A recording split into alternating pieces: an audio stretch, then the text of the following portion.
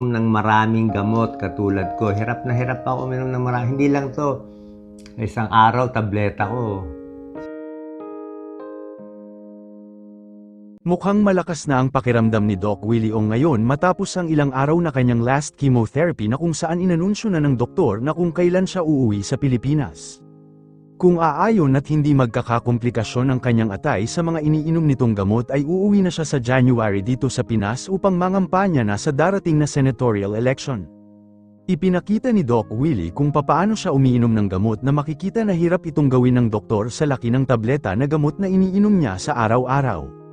Ang taba na ng mukha ng doktor na side effect sa mga iniinom nitong gamot. Humingi din siya ng dasal na sana hindi na bumalik ang kanyang cancer kapag uwi niya sa Pinas dahil mapipilitan na naman ng doktor na lumipad pa Singapore kung sakaling siya ay dadapuan ulit ng malubhang sakit. Narito naman ang recent live ni Doc Willie Ong. Kaibigan, kamusta po kayo? Doc Willie to. Hindi lang ako makatiis. Nagawa ako ng tips para sa inyo kasi alam ko, kahit may sakit tayo, kahit medyo mahirap, gusto ko talaga po kayo tulungan. Maganda tong tip ko. Paano iinom ng maraming gamot katulad ko? Hirap na hirap ako uminom ng marami. Hindi lang to. Isang araw, tableta ko. Siguro 8 klase. Minsan 10 klase. Tapos, ang lalaki ng mga kapsula. Ganito ang sikreto. Kasi hindi ko na rin mainom itong mga kapsul na to. Merong mga gamot, pwede nyo ihalo sa juice. Ganyan. Ako ginagamit ko 4 seasons na juice eh. Pero any juice na matapang-tapang, ihalo nyo. Tingnan nyo lang kung gaano kapait. Kasi kahit mapait siya, basta mainom nyo lang. Parang ito. Meron akong Essentiale. Yan o. Wala naman palang pait. Okay lang. Kahit mapait siya, ditis.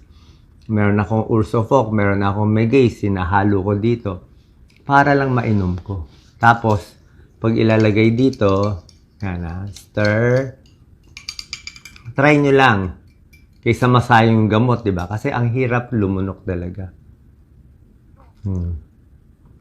See? Uubusin mo lahat. Minsan din, ginagawa rin namin to sa mga palagi natin may mental health problem. Ayaw uminom ng gamot, ito yung sikreto, ilalagay sa juice. So, pag kayo, hindi trial nyo na lang kung kaya ba or hindi. Marami po nagtatanong tungkol sa akin. Okay naman po ako. 5th chemo session natapos na. Hopefully hanggang pang-6, maayos na tayo. Nilalabanan ko na lang yung side effects eh.